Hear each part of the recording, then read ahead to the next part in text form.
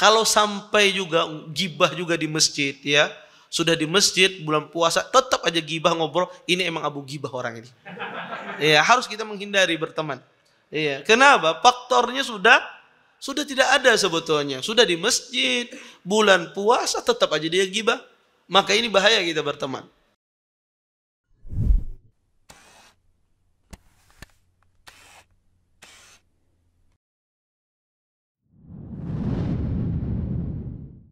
Assalamualaikum warahmatullahi wabarakatuh. Innal hamdalillah nahmaduhu wa nasta'inuhu wa nastaghfiruh wa na'udzu billahi min shururi anfusina wa min sayyiati a'malina. May yahdihillahu fala mudilla lahu wa may yudlil fala hadiya lahu.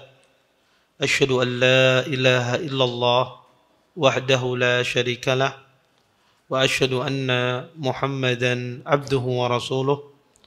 Fa inna asdaqal hadits kitabullah wa khairul hadi hadi Muhammadin sallallahu alaihi wasallam wa syarrul umuri muhdatsatuha wa kullu muhdatsatin fid din bid'ah wa kullu bid'atin dalalah wa kullu dalalatin fin nar. Amma ba'd.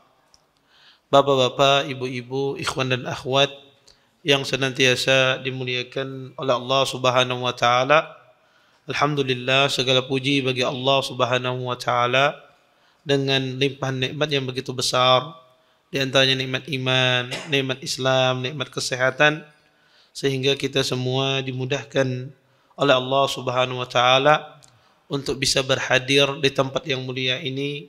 Mudah-mudahan pertemuan kita ini mendatangkan keberkahan dari Allah Subhanahu wa taala dan kita bisa mengambil manfaat dari apa yang akan disampaikan nantinya. Bapak, Ibu, ikhwan dan akhwat yang dimuliakan oleh Allah Subhanahu wa taala, kita lanjutkan kajian kita fikih puasa. Kalau minggu kemarin kita sampai pada masalah ya apa-apa yang membatalkan puasa, kemudian syarat puasa. Kita masuk sekarang ini pada bab sunanus shaum, ya, sunnah-sunnah di waktu berpuasa. Apa saja sunnah waktu kita berpuasa? Pertama, di antara sunnah di waktu seseorang berpuasa adalah bersahur. Sebagaimana disebutkan di dalam sebuah hadis, Nabi SAW pernah bersabda, kata beliau, tasaharu fa inna fis sahuri barakah. Kata Nabi, bersahurlah kalian, sesungguhnya di dalam makan sahur itu terdapat keberkahan. Seorang muslim ketika dia berpuasa disunnahkan dia bersahur. Kenapa? Karena di dalam sahur itu terdapat keberkahan. Apa keberkahan di dalam sahur? Itu sangat banyak. Di antaranya, pertama, di antara keberkahan dalam sahur adalah waktu sahur adalah waktu yang mustajab seseorang berdoa. Karena pada saat tersebut Allah Subhanahu wa taala turun ke langit dunia pada sepertiga malam akhir. Disebutkan dalam sebuah hadis, yanzilu rabbuna ila sama'id dunya hina yabqa sulusul lailil akhir. Sesungguhnya Tuhan kalian akan turun ke langit dunia pada sepertiga malam akhir. Dan di waktu sahur adalah waktu akhir-akhir waktu malam. Maka orang kalau dia berdoa di waktu sahur, maka doanya mustajab. Dia melakukan dua kebaikan yang sangat banyak. Pertama, dia dalam kondisi hendak berpuasa. Yang kedua, dia dalam kondisi berdoa kepada Allah Subhanahu wa taala di waktu yang mustajab. Dan sudah sering saya sebutkan, kata saya, tidak ada tempat yang mustajab. Yang ada adalah waktu mustajab. Semua hadis yang berbicara tentang tempat yang mustajab, hadisnya lemah. Yang ada adalah waktu yang mustajab. Maka dan itu nikmat dari Allah Subhanahu wa taala, Allah menjadikan waktu yang mustajab, bukan tempat yang mustajab. Maka kita berdoa di waktu-waktu yang mustajab. Di antara waktu mustajab adalah di sepertiga malam akhir. Maka orang bersahur, kesempatan besar dia untuk berdoa kepada Allah Subhanahu wa taala. Kemudian yang kedua, di antara keberkahan sahur adalah tentu sahur itu memberikan tenaga, kekuatan bagi orang berpuasa. Makanya orang kada berpuasa, orang yang tidak bersahur, maka pasti dia sudah tumbuh di dalam hatinya pas habis subuh kayaknya kelaparan. Pesimis, iya. Di dalam ya apa? Dia pesimis duluan. Orang tidak bersahur. Ya, sanggup juga kah puasa kada. Berbeda dengan orang yang bersahur, dia optimis ya sampai dia berbuka.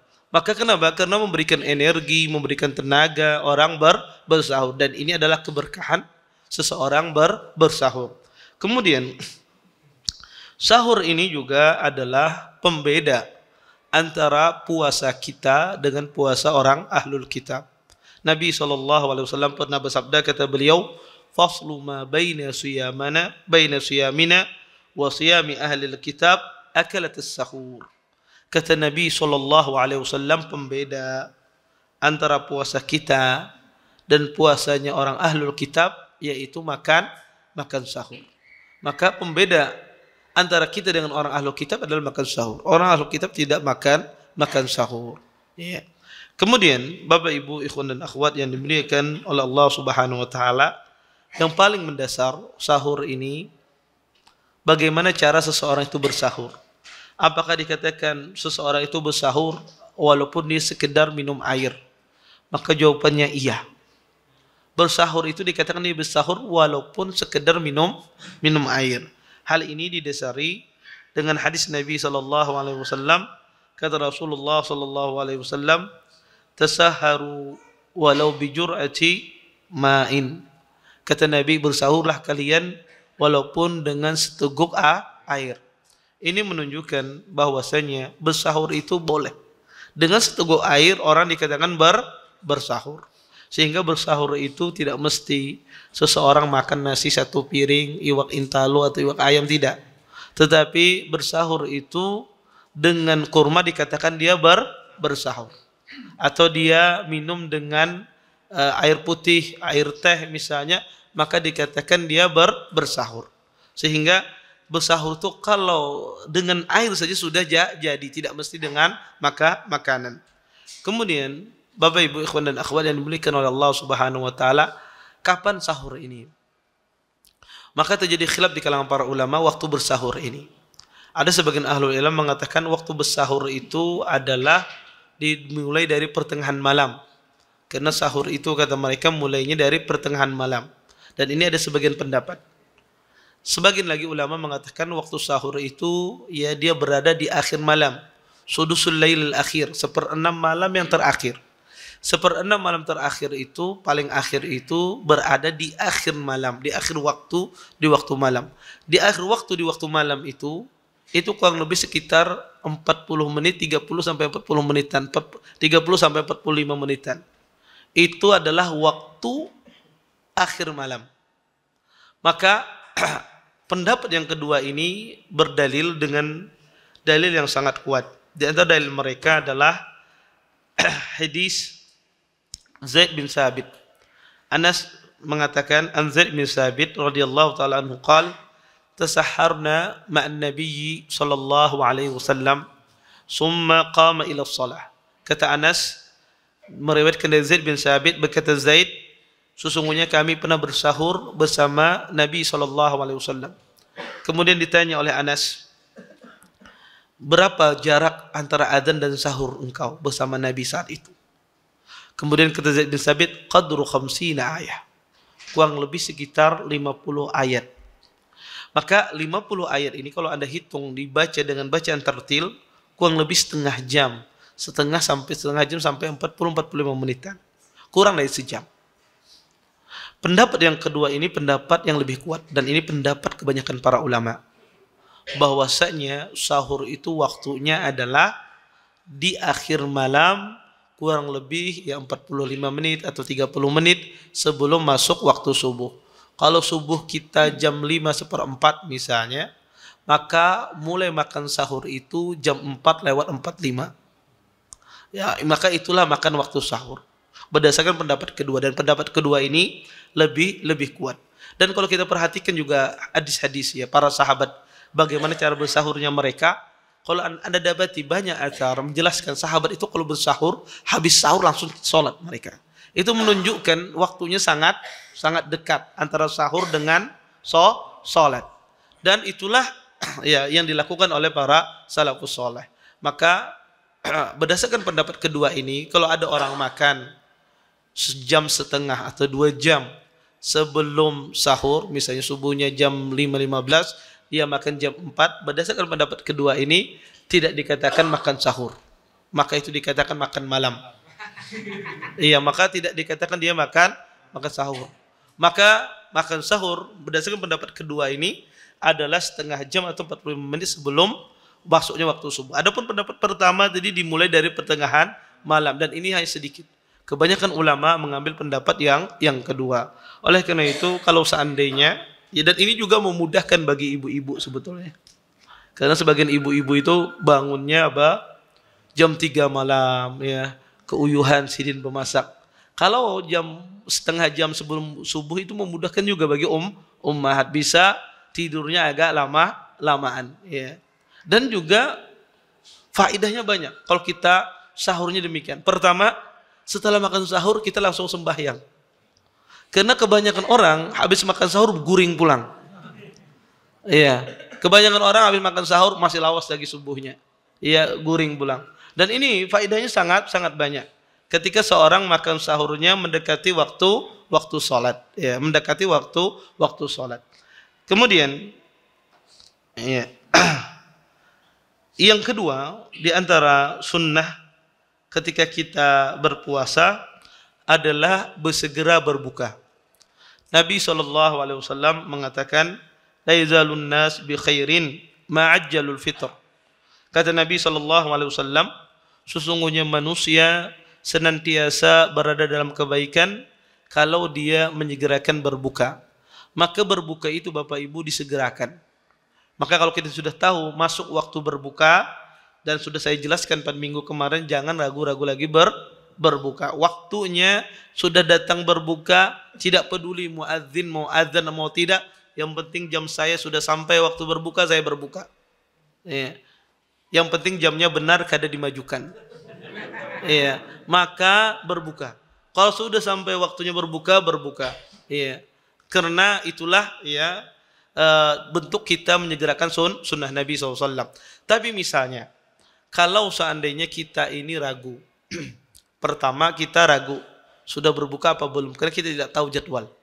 Ya, kita tidak tahu jadwal karena kita mungkin berada di suatu tempat bukan di daerah kita. Ya. Terus kita tidak tahu jadwal sudah berbuka apa tidak, ya. Hari mina mendung, mina gelap sudah, tapi belum adzan. Taib, apa sikap kita? Dan kita ragu ini sudah masuk berbuka apa tidak, maka pada asalnya waktu berbuka belum masuk. Karena kalau Anda ragu ini sudah berbuka apa belum, maka jangan berbuka. Kenapa? Karena yakinnya belum masuk. Sedangkan masuknya ragu, maka diambil yang yakin. Ya. Tapi kalau sudah jelas-jelas, ya, waktu berbuka, ya, ternyata muadzinnya kada adzan, bisa jadi muadzinnya garing misalnya. Ya, dia kemudian kada adzan di tempat tersebut. Maka jelas waktu sudah maghrib, maka Anda berbuka. Tapi kalau masih ragu-ragu, maka tidak boleh kita berbuka sampai datang sebuah keyakinan. Kemudian disunnahkan Bapak Ibu, ikhwan dan akhwat yang dimuliakan oleh Allah Subhanahu wa taala, para ulama mengatakan ketika kita berbuka disunnahkan kita berdoa. Baik. Pertama, apa berdoa berbuka? Pertama, kalau kita mau makan dan minum tentu disunnahkan baca bismillah. Seorang membaca bismillah. Setelah dia, ya, memakan kurma ataupun memakan yang semisalnya, ada beberapa riwayat disuruh dia untuk berdoa. Di antara riwayat yang paling bagus adalah riwayat hadis Abdullah bin Umar yang mengatakan, kana Rasulullah sallallahu alaihi wasallam idza afṭar qala dhahaba adh-dhama'u wabtallat al-'uruqu wa sabata al-ajru insyaallah. Yang artinya, kata Abdullah bin Umar, sesungguhnya Nabi jika beliau berbuka, beliau mengatakan telah hilang dahaga, telah basah urat-urat, kemudian dan ditetapkan pahala insyaallah. Beliau, kata Abdullah bin Umar, Nabi membaca doa ini ketika beliau berbuka puasa. Hadis ini terjadi khilaf di kalangan para ulama tentang kesahihannya. Terjadi khilaf di kalangan para ulama, khilaf yang sangat kuat di kalangan para ulama tentang kesahihannya. Sebagian ahlul ilm menghasankan hadis ini, di antara Syekh Albani dan yang lainnya. Dan juga dihasankan oleh sebelum Syekh Albani Imam Ad-Daruqutni rahimahullah taala. Sebagian ulama melemahkan hadis ini karena di dalam sanadnya ada seorang rawi yang tidak diketahui kredibilitasnya dalam ilmu hadis. Tetapi sebagian ulama menghasankan ini karena Daruqutni ketika meriwayatkan hadis ini dengan sanadnya, kata Daruqutni isnadu hasan. Sanadnya adalah hasan. Maka kata para ulama, perkataan Daruqutni isnadu hasan, sanadnya hasan, itu seolah-olah Daruqutni mentausiq. Mentausiq itu artinya menta'dil, mentazkiyah rawi-rawi yang meriwayatkan hadis itu. Karena dia mengatakan isnad, bukan dia mengatakan hadis. Sehingga sebagian ahlul ilm mengambil perkataan Daruqutni isnadu hasan, mereka menghasankan hadis ini. Dan hadis ini hadis yang terbaik di dalam masalah hadis yang berbicara tentang berbuka puasa. Maka insya Allah diamalkan tidak mengapa. Maka hadis ini dibaca ketika seseorang sudah dia mencicipi makanan, maka dia membaca hadis ini, membaca doa ini. Zahabat dhama'u wabtallatul uruqu wasabatul ajru insyaallah. Kemudian disunnahkan kita itu berbuka dengan apa? Para ulama mengatakan disunnahkan kita itu berbuka dengan kurma. Maka disunahkan kita itu berbuka dengan kurma jika ada. Jika tidak ada maka kita berbuka dengan air. Ya kalau misalnya tidak ada kurma di depannya, maka dia berbuka dengan air. Sebagaimana disebutkan dalam sebagian hadis, Nabi SAW berbuka dengan kurma. Tetapi kalau orang itu tidak memiliki uang, tidak ada kurma di rumahnya, maka dimulai dengan air. Tidak dimulai dengan yang manis kah? Tidak. Kalau tidak ada kurma, maka dimulai dengan air. Tetapi ini sekedar sunnah saja. Kalau ada sebagian orang mendahulukan misalnya makan bingka berdahulu misalnya, baru dia minum air, boleh tidak? Tidak mengapa. Ya tidak mengapa. Tapi afdalnya dia berbuka dengan kurma. Adapun berbuka dengan rutab, itu hadisnya lemah. Ya, berbuka dengan rutab itu hadisnya lemah. Tetapi ya rutab dan kurma itu sama. Rutab itu dari kurma, ya. Maka sama, tidak ada fadilahnya antara rutab dengan kurma. Semuanya sama. Seorang silahkan berbuka dengan kurma atau berbuka dengan rutab. Dan hadis berbuka dengan kurma pun juga dikritik para ulama, tetapi dia memiliki ada beberapa jalur sehingga hadisnya itu bisa dihasankan. Kemudian di antara hal yang disunnahkan juga ketika seseorang berbuka adalah kita disunnahkan, ya, ketika kita berpuasa, kita disunnahkan mengatakan inni shaim kalau kita sedang bertengkar.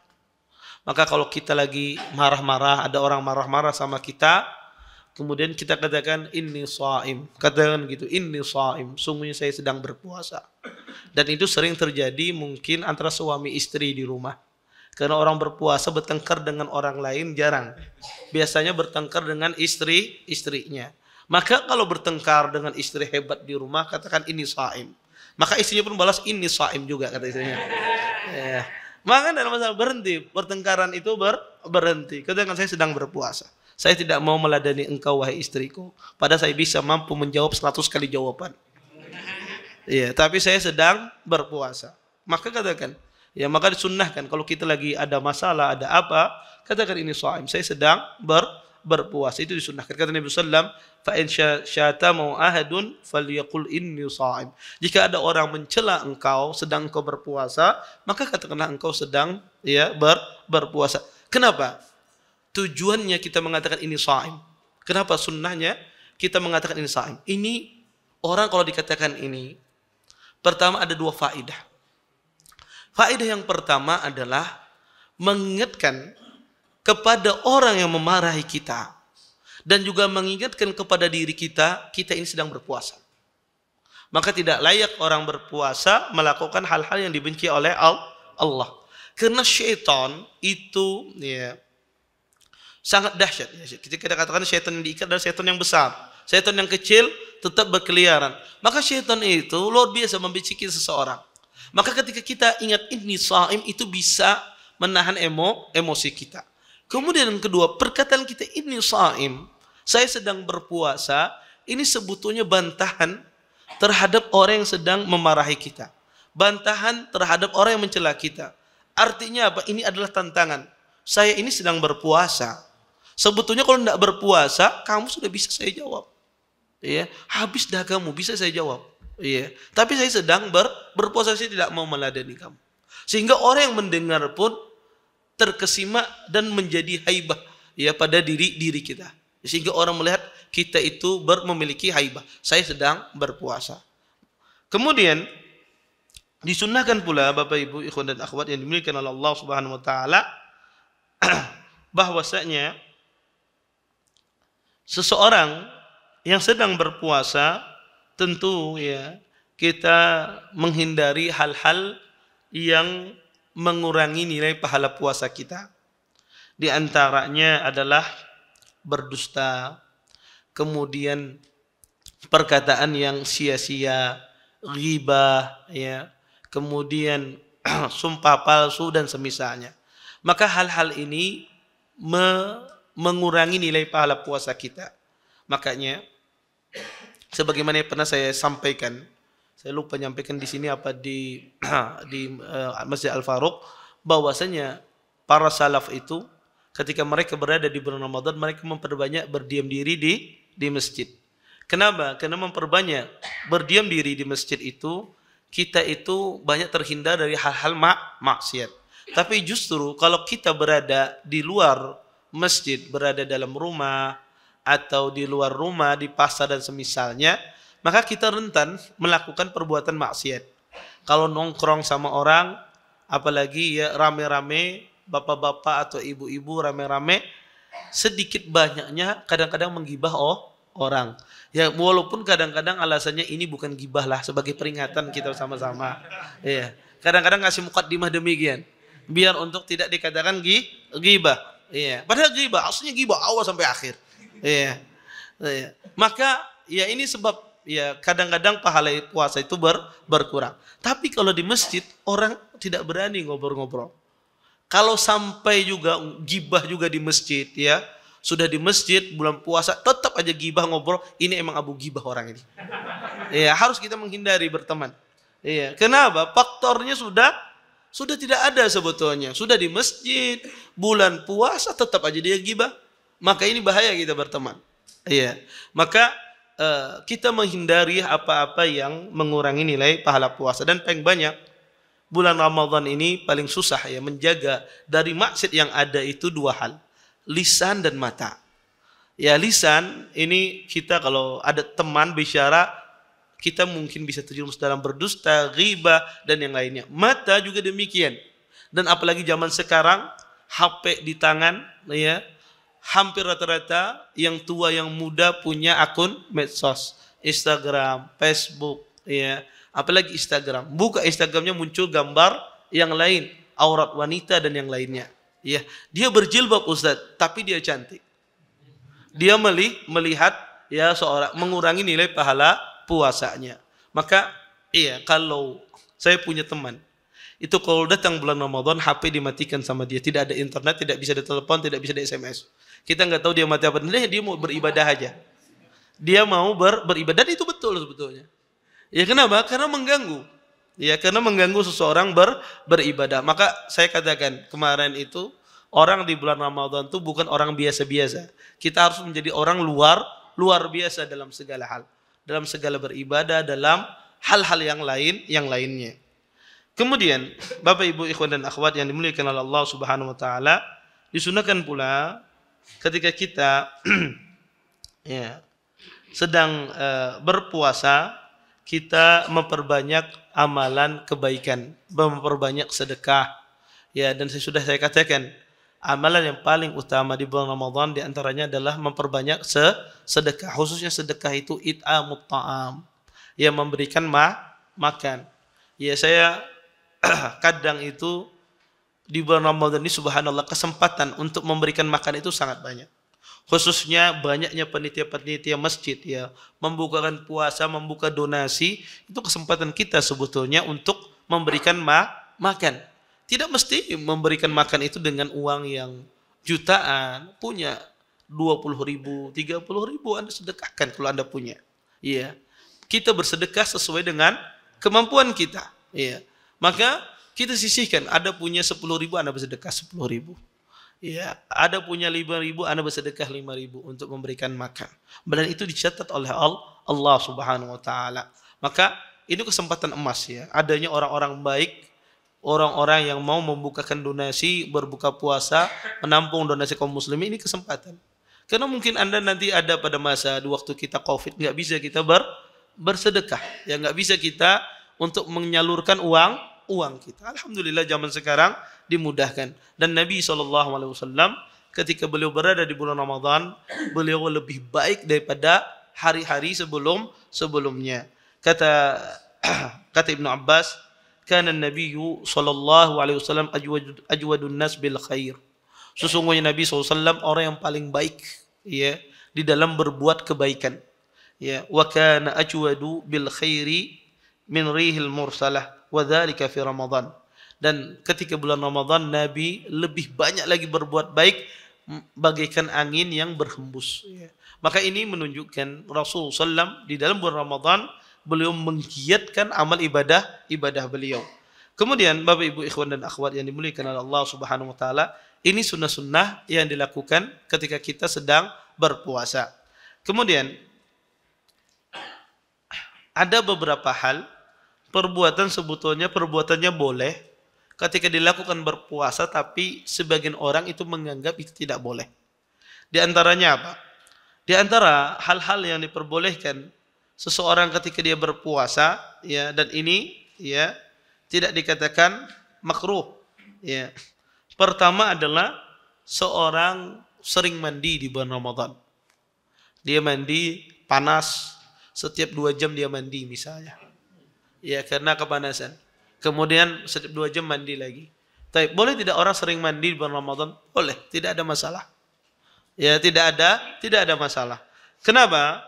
Walaupun tujuannya menghilangkan haus. Dia mandi, mendinginkan kepalanya, menghilangkan haus karena kepanasan di luar. Terik matahari atau dia bermasuk kulkas misalnya. Dia kepanasan, kemudian dia ingin mendinginkan. Ya dia buka kulkas di mukanya, kemudian dia merasa apa? Dingin, sejuk. Ya, ya pakai AC mahal, kalau dibuka kulkas murah misalnya. Iya, maka boleh tidak demikian? Boleh, tidak ada masalah. Hal itu bukan makruh, juga bukan hal yang membatalkan puasa. Apa dalilnya? Dalilnya adalah Nabi SAW disebutkan oleh para sahabat, laqad ra'aitu Rasulullah sallallahu alaihi wasallam bil arji yasubbu ala ra'sihi al-ma' wa huwa sha'imun min al-'atashi aw min al-har. Kata sahabat ini, kami melihat Rasulullah SAW di Arj, di suatu tempat namanya Arj. Yasubbu ala ra'sihi, beliau menyiram kepala beliau dengan air, sedangkan saat itu beliau dalam keadaan berpuasa.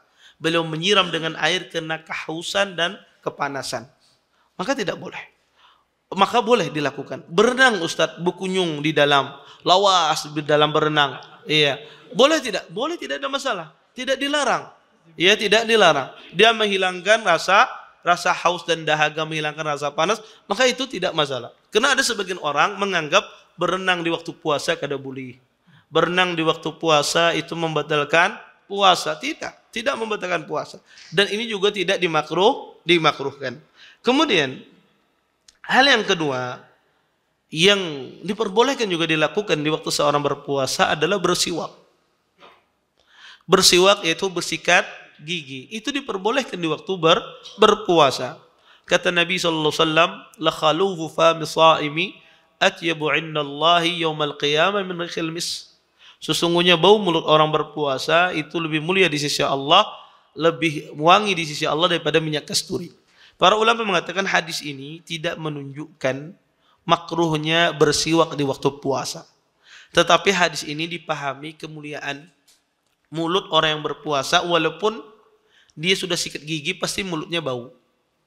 Orang bersiwak di waktu Ramadan, antum bersiwak, tunggu aja 3 jam 4 jam kembali lagi bau tersebut.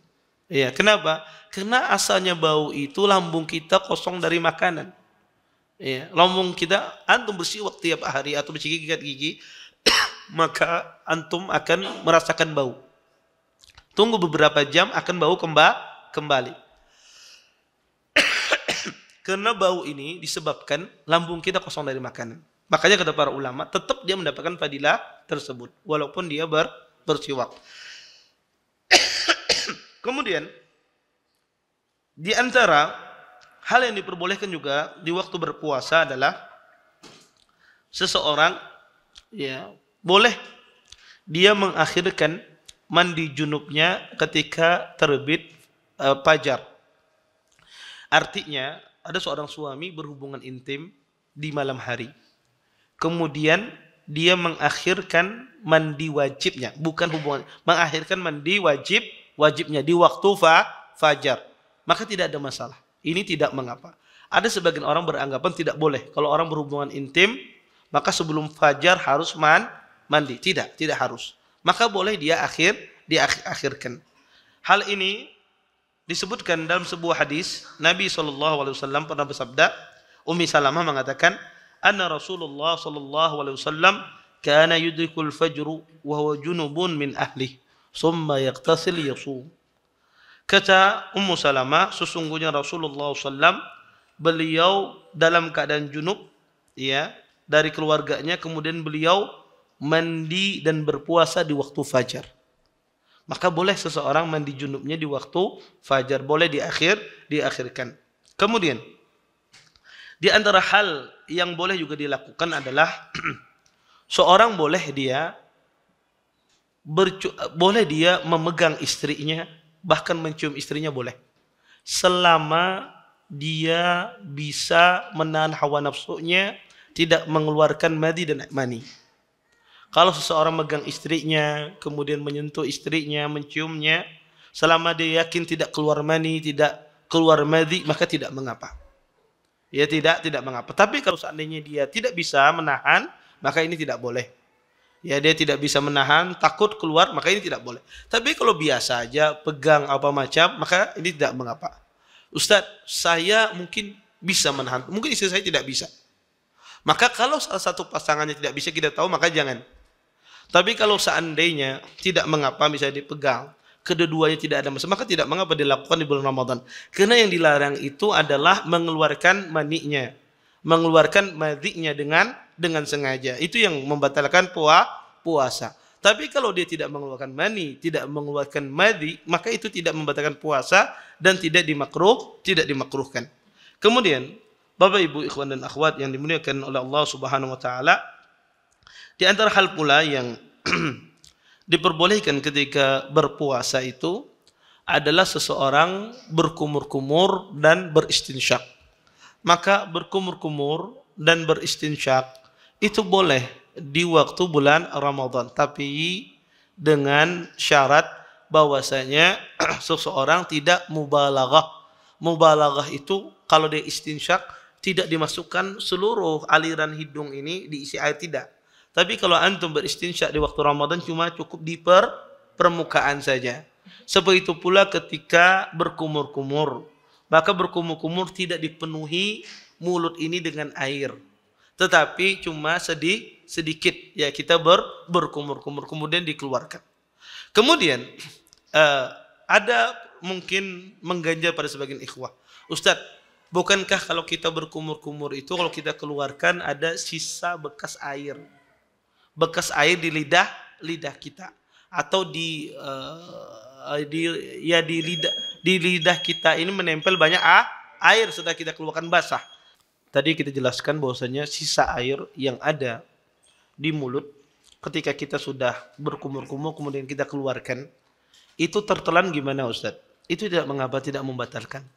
Karena itu sesuatu yang sangat sedikit dan dimaafkan dalam syariat. Tentunya kalau orang berkumur-kumur pastilah basah. Mulutnya ini pasti basah. Dan pasti ada ketika kita menaguk liur, pasti itu ada tertelan. Maka itu tidak membatalkan puasa. Itu sesuatu yang dimaafkan. Tetapi kadang beristilah menyisakan. Ya. Tapi dia keluarkan, kemudian sisa yang ada itu tertelan, maka itu tidak mengapa. Kemudian Bapak Ibu ikhwan dan akhwat yang dimuliakan oleh Allah Subhanahu wa taala, di antara hal juga yang tidak membatalkan puasa seseorang, bercelak di waktu Ramadan itu tidak mengapa. Bercelak, mengupil, mengorek telinga itu tidak mengapa. Karena ada sebagian orang beranggapan sesuatu yang dimasukkan pada sesuatu yang memiliki lubang itu membatalkan puasa. Seperti mengorek telinga, mengupil, kemudian memasukkan celak. Maka mereka menganggap itu membatalkan puasa. Ini tidak. Ini sesuatu yang diperbolehkan, tidak mengapa dilakukan di waktu bulan Ramadan. Kemudian, di antara juga hal yang diperbolehkan seseorang ketika sedang berpuasa adalah menelan ludahnya sendiri. Maka orang tidak mengapa kalau dia menelan ludah ketika dia sedang berpuasa. Maka hal itu tidak membatalkan puasa seseorang. Ini beberapa hal permasalahan yang kita katakan tadi bahwasanya itu tidak membatalkan puasa kita dan tidak dimakruhkan kita ketika kita sedang berpuasa. Kemudian Bapak Ibu ikhwan dan akhwat yang dimuliakan Allah Subhanahu wa taala, ada hal-hal yang hendaknya kita dihindari, tidak membatalkan tetapi memakruhkan ya puasa kita ya dimakruhkan. Secara umum adalah perbuatan maksiat. Maka perbuatan maksiat ini ya secara umum ini mendatangkan dosa dan ya membuat nilai pahala puasa kita kurang. Kemudian juga hal-hal yang dimakruhkan adalah seseorang menghabiskan waktunya ketika bulan Ramadan itu dengan hal yang sia-sia. Ngobrol aja. Ada yang cerita perdagangan, ada yang cerita masa lalunya. Maka dia habiskan waktunya dengan sia-sia, tidak habiskan dalam ibadah. Maka ini adalah juga sesuatu yang dimakruhkan ketika seorang sedang berpuasa. Kemudian yang ketiga, hal yang dimakruhkan adalah ketika seorang berpuasa adalah dia meninggalkan hal-hal yang ditekankan ketika dilakukan. Ya, seperti sholat tarawih dia tinggalkan, seperti sahur ditekankan dia tinggalkan. Maka hal-hal semacam ini, hal-hal yang ditekankan ibadah puasa kita tinggalkan, maka ini perbuatan kita menjadi perbuatan yang tidak benar, ya perbuatan yang sia-sia, perbuatan yang dimakruhkan. Karena waktu kita habis pada hal-hal yang tidak mendatangkan pahala dari Allah Subhanahu wa taala. Makanya ketika kita bulan Ramadan kita tuh berpikir bagaimana setiap waktu kita ini mendatangkan pahala. Maka Anda berpikir bagaimana waktu saya ini mendatangkan pahala. Maka sudah saatnya kalau berdagang, bisa pedagang, kalau waktu pengunjung tidak ada, pembeli tidak ada, maka baca Quran. Kalau dulu kita, kalau pengunjung tidak ada, orang sibuk melihat HP, WhatsApp, status dan yang lainnya. Maka kesempatan sekarang ini diganti dengan membaca Al-Quran. Maka kalau kita biasanya tidak bisa tertinggal dengan HP, ganti di bulan Ramadan tidak bisa tertinggal dengan Quran. Maka fokus ya waktu kita banyak membaca Al-Quran, fokus waktu kita banyak berzikir, dan juga fokus waktu kita banyak berdoa kepada Allah. Capek baca Quran ganti dengan ibadah yang lain. Berzikir, capek berzikir ganti dengan ibadah yang lain, berdoa. Kalau sekali-kali, dua kali ngobrol tidak mengapa menghilangkan kepenatan, tapi jangan dihabiskan waktu kita pada bulan Ramadan ya penuh dengan mengobrol dan yang lainnya. Maka bikin target ya bahwasanya Ramadan sekarang ini lebih baik daripada Ramadan kemarin. Wallahu alam. Ini yang mungkin bisa ulun sampaikan, mudah-mudahan bermanfaat. Kalau ada pertanyaan silahkan, kalau nggak ada kita tutup. Nggih.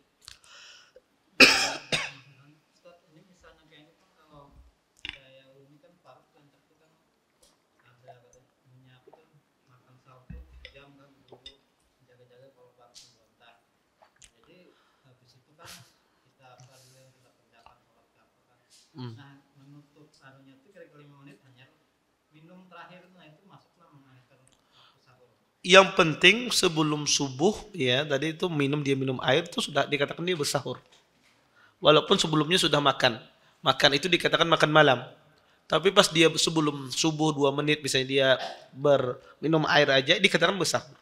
Walau bijur'atin min ma' kata Nabi, walau bijur'atin ma'in, walaupun seteguk air. Maka tidak ada masalah. Yang penting sebelum subuh itu Anda ada sesuatu yang dimasukkan. Entah itu air, entah itu makanan, tidak ada masalah. Termasuk ya, mengakhirkan sahur. Sunnah termasuk mengakhirkan sahur dan mengerjakan sahur di akhir waktunya. Baik. Ada yang lain?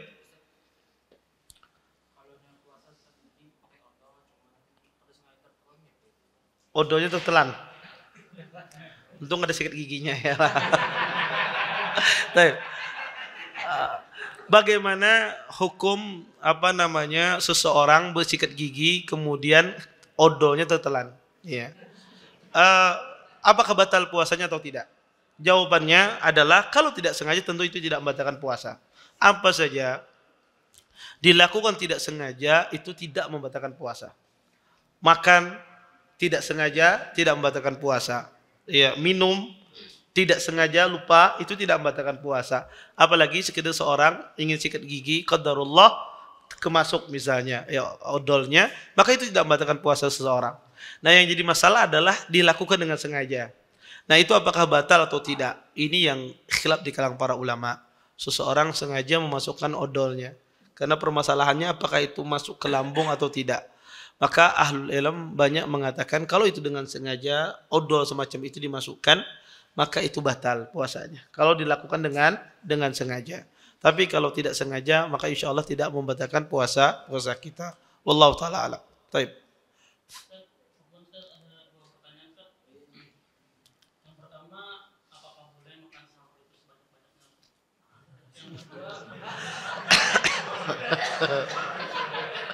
Ya. Ya.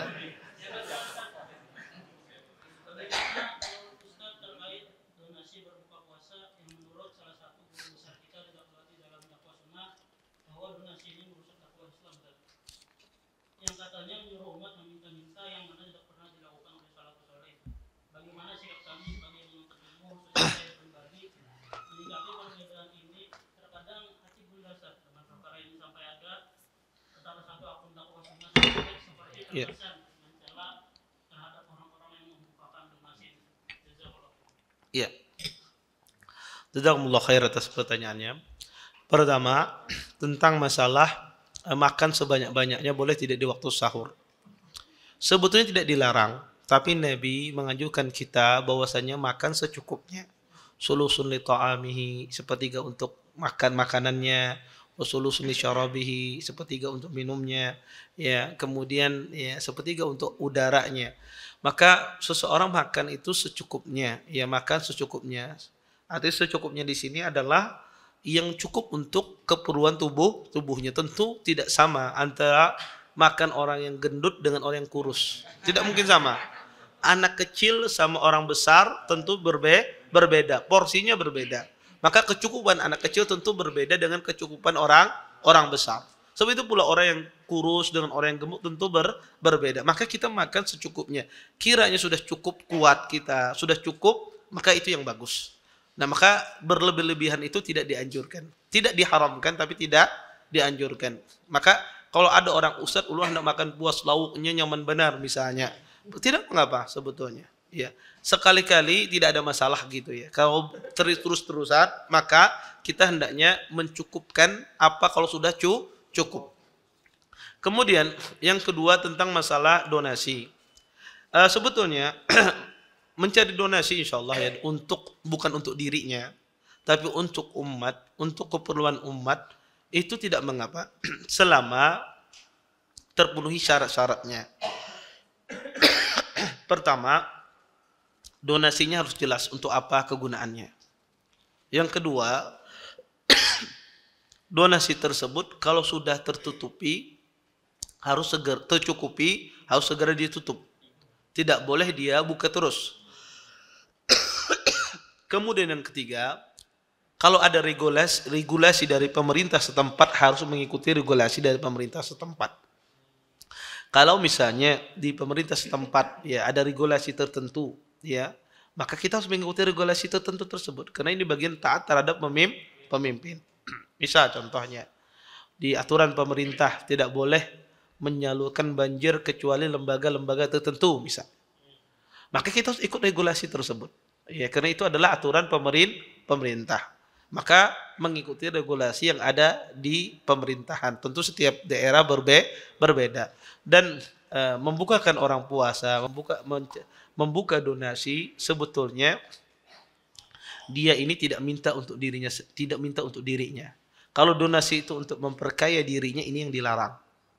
Dia minta donasi, kemudian donasi itu berefek untuk memperkaya yayasannya, memperkaya dirinya, ini yang dilarang. Karena ini minta karena itu kembali kepadanya. Tapi kalau seandainya tidak kembali kepadanya, bahkan dia keluar uang, ya, bahkan dia meninggalkan pekerjaannya demi ya memenuhi kebutuhan orang ini, makanya tidak masalah, ini bagian dari tolong menolong dalam kebaikan. Berbeda sudut pandang itu biasa. Ya, berbeda sudut pandang dalam masalah ini biasa. Bahkan sahabat pun Ibnu Abbas radhiyallahu taala anhu pada asalnya beliau membolehkan riba al-fadl. Bayangkan kita tahu riba itu haram. Ibnu Abbas di awal-awal belum membolehkan riba al-fadl. Ya, boleh membolehkan riba fadl. Orang menjual duit, orang berhuruf duit 10.000 dibayar 12.000, boleh kata Ibnu Abbas. Bayangkan ini beliau tidak sampai kepada beliau hadis Nabi SAW. Sehingga kalau kita meruntut khilaf, ya itu biasa khilaf di kalangan para sahabat karena pandangan manusia berbeda-beda. Maka kita kalau mendapati khilaf di antara ustadz, asatidz dan yang lainnya, bukan kita mencela sana sini, tidak. Tetapi kalau kita yang rajih yang ini sudah kita amalkan. Nah, masalah Anda membantah pendapat ini tidak ada masalah, tapi bantahlah dengan dalil. Bukan seorang bantahnya ilmiah. Ya tidak ilmiah. Karena kadang-kadang bantahannya tidak ilmiah. Sehingga yang membantah ini bingung. Saya bingung, ada sebagian ikhwah itu bertanya kepada saya. Bukan masalah ini, masalah yang lain. Ustaz, ini gimana cara membantahnya? Ngapain dibantah, dia nggak ilmiah, nggak main. Pusing kita membantahnya kalau dia ilmiah itu, kata saya. Maka nggak perlu dibantah. Kemudian, ya khilaf yang semacam ini sering terjadi ya di kalangan ulama, di kalangan Ahlussunnah. Maka sikap Ahlussunnah itu adalah berkasih sayang. Bukan karena lantaran khilaf itu dia bermusuhan. Itu sesuatu yang biasa terjadi. Selama berdasarkan dalil, maka ini tidak ada masalah insyaallah. Kemudian ini ada pertanyaan, apakah keluar madi dengan sengaja dapat membatalkan puasa? Iya. Kalau dengan sengaja dia mengeluarkannya, membatalkan puasanya dengan melihat atau dengan menggunakan bantuan tangannya ataupun alat tertentu. Tapi kalau mengeluarkannya akibat berpikir sesuatu, itu tidak membatalkan. Karena pikiran manusia tidak ada yang bisa mengontrolnya. Manusia tidak bisa mengontrol pikirannya. Tapi kalau dengan memandang, dia keluar, itu batal. Kenapa? Pandangan itu bisa kita kontrol, bisa kita alihkan. Tapi kalau pikiran tidak bisa kita alihkan. Makanya antum sembahyang Anda khusyuk, berumah sudah beristilah dari rumah Anda khusyuk, sampai di masjid masih ingat aja ditipu orang. Ya, itu. Padahal antum sudah berusaha untuk khusyuk. Karena pikiran itu tidak bisa dikontrol. Ya, orang itu tidak bisa ngontrol, di luar kemampuan kita. La yukallifullahu nafsan illa wus'aha. Kemudian, afwan Ustadz, izin bertanya di luar tema. Bagaimana hukum wanita berbekam karena wanita ini membuka punggungnya kemudian dilihat oleh wanita lain? Kalau dalam masalah berobat maka tidak mengapa. Di dalam berobat itu diluaskan. Karena itu bagian dari hajat dan darurat. Maka tidak mengapa wanita berbekam kemudian dilihat oleh wanita lain. Karena itu suatu keharusan. Sama seperti seorang mungkin ada penyakit misalnya di daerah yang berkaitan dengan pahanya dan semisalnya, maka harus dia tampakkan ke dokter wanita. Makanya tidak mengapa karena keperluan berobat. Assalamualaikum Ustaz, manakah lebih afdal melanjutkan tilawah dengan surah yang dibaca sebelum Ramadan atau mengulangi lagi dari awal? Ya, bisa antum lanjutkan, bisa antum ulang dari awal. Terserah. Ya, tetapi yang para salaf itu menghatamkan itu mereka mulai dari awal Ramadan itu. Jadi dari Al-Fatihah mulai dari awal. Saran saya, kalau misalnya antum takut nanti melanjutkan surah itu tidak menghatamkan, maka mulai dari awal membacanya sampai selesai. Nanti di luar Ramadan melanjutkan surah yang kemarin dibaca. Ya, di luar Ramadan lanjutkan surah kemarin yang dibaca. Taib. Manakah lebih afdal memperbanyak khatam tapi tidak membaca makna, atau sekali khatam tapi sambil membaca makna Quran? Yang dimaksudkan membaca makna ini, kadang-kadang orang membaca makna dia tidak paham apa yang dia baca. Kadang orang membaca makna Al-Quran, mohon maaf, kadang sebagian orang itu membaca makna Quran terjemahan juga dia tidak paham. Maha suci Allah gini, tapi dia tidak paham maksudnya. Karena terjemahan itu sangat terbatas. Terjemahan itu sangat terbatas sekali, ya, sangat terbatas sekali. Maka saran saya, dia membaca saja, membaca dengan tilawah, ya, membaca dengan tilawah itu insya Allah lebih afdal, ya, membaca tilawah. Kecuali dia membaca tafsir, kemudian dia memahami kandungannya, itu juga bagian dari membaca Al-Quran, karena dia berusaha memahaminya dengan tadabbur. Tentu membaca dengan tadabbur itu lebih diutamakan. Tapi kalau sekedar terjemahan, saya kira belum cukup untuk mentadabburi Al-Quran. Karena kita butuh namanya tafsir yang menjelaskan keindahan Al-Quran. Al-Quran itu sendiri.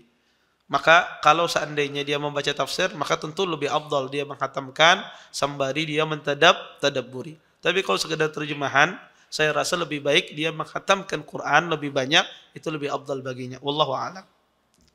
Baik, nih.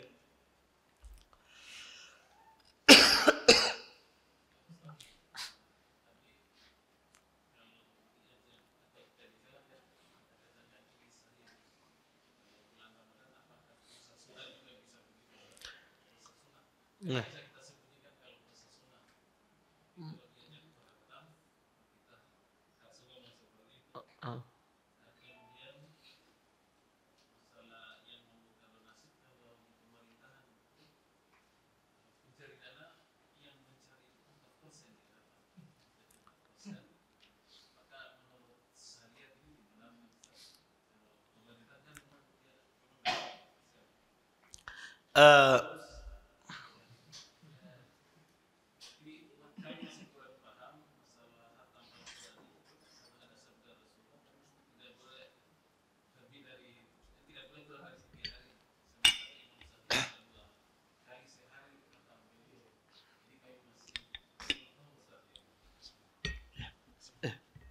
Ya, taib. Jazakumullah khair atas pertanyaannya. Pertama tentang masalah apakah puasa sunnah kita tetap mengatakan ini shaim? Iya, tetap. Walaupun orang itu tidak tahu kita sedang berpuasa. Maka ketika Anda beritahu, baru dia paham. Tujuannya ini shaim itu ingin memberitahu orang bahwasanya saya sedang berpuasa. Maka Anda jangan menyulut emosi saya. Ya. Maksudnya sehingga dia tidak memaki kita, tidak memarahi kita, dan juga mengingatkan diri kita bahwasanya saya ini sedang berpuasa, tidak boleh marah, ya. Sehingga kita bisa bersabar. Kemudian masalah yang kedua, masalah regulasi, ya tentu kita katakan tadi tidak kembali kepada kita keuntungannya. Adapun yang ditentukan oleh pemerintah dan semisalnya, ini tentu ya bertentangan dengan yang kita kalau seandainya betul ya 4% demikian. Kemudian yang saya maksudkan itu karena ada semacam zakat misalnya. Kita tidak boleh mengumpulkan zakat kalau bukan lembaga tertentu. Orang mencari zakat karena itu ada aturan perundangannya. Ya, orang misalnya lembaga tertentu mengumpulkan zakat, ya, menerima zakat kemudian menyalurkannya. Itu ada aturan pemerintah. Lembaga-lembaga yang ditunjuk atau yang mengajukan dikasih izin oleh pemerintah. Nah, itu yang regulasi semacam itu yang harus diikuti. Ya, karena itu ada aturan-aturan tersendiri. Ya. Maka ada aturan pemerintah itu pengumpul dana sosial itu seperti apa aturannya. Ya, maka mengikuti aturan main dari pemerintah tersebut. Sehingga tidak semua yayasan itu dia bisa mengumpulkan dana. Ya, maka ada aturan-aturan yang ditetapkan oleh pemerintah dan itu perlu dipelajari, ya, perlu diperhatikan sehingga tidak melanggar aturan-aturan tersebut. Kalau tidak melanggar aturan-aturan tersebut, silahkan seseorang membuka donasi. Nah, itu yang saya maksudkan mengikuti regulasi yang ada. Kadang orang ingin berbuat baik tapi dia melanggar regulasi yang ada sehingga banyak menimbulkan mudarat. Ya, contoh misalnya mengumpulkan zakat. Saya pribadi, saya menyalurkan zakat misalnya gitu ya. Menyalurkan zakat. Padahal pemerintah tidak boleh. Karena lembaga tertentu. Padahal tujuannya baik nih Ustadz ini apa? Tujuannya. Lain halnya dia tidak membuka orang datang tolong bagikan, ini tidak ada masalah. Tidak ada masalah orang datang tolong Ustadz bagikan, tolong Ustadz salurkan, tidak ada masalah. Karena dia tidak membuka, tapi orang datang kepadanya minta wakilkan. Tapi kalau dia mengiklankan saya menerima ini, ya menyalurkan ke ini, nah ini tidak boleh. Karena ada aturan-aturan yang berlaku di pemerintahan. Kemudian yang ketiga tadi saya lupa soalnya Pak. Khatam Quran. Ya bolehkah khatam Quran itu kurang dari 3 hari? Karena ada hadis yang melarang. Ya tidak boleh ya tidak boleh seseorang menghatamkan Quran ya minimal paling sedikit ada tiga hari. Kurang dari itu tidak boleh. Terus bagaimana? Ada orang menghatamkan Quran sehari, 2 hari. Terjadi emang khilaf dalam masalah ini. Ya, tetapi ahlul ilm mengatakan, Imam Nawawi rahimahullah taala mengatakan dalam kitabnya Al-Adhkar, itu kalau di waktu fadil, di waktu utama tidak mengapa. Ya, tidak mengapa di waktu utama. Kenapa kata mereka? Karena makruhnya itu adalah di waktu yang fadil. Ini adalah waktu fadil, waktu yang utama. Maka kata mereka tidak mengapa. Ya, karena itu perbuatan para salafus saleh. Sehingga mereka mengatakan setiap waktu yang fadil itu tidak mengapa seseorang seperti bulan Ramadan, kena waktu utama syahrul Quran, maka kata mereka ini tidak mengapa. Walaupun ahlul ilm mengatakan kalau bisa menghatamkan 3 hari atau 4 hari itu lebih baik. Sebagian ulama mengatakan sehingga dia keluar dari khilaf semacam ini. Wallahu ta'ala. Saya kira cukup ya untuk pertemuan kali ini. Kita tutup dan doa untuk majelis. Subhanallah wa bihamdika asyhadu an la ilaha illa anta astaghfiruka wa atubu ilaik. Assalamualaikum warahmatullahi wabarakatuh. Terima kasih. Jazakumullah khairan wa barakallahu fikum. Video ini dibuat atas partisipasi dari donasi Anda. Semoga menjadi amal jariah bagi Anda semuanya.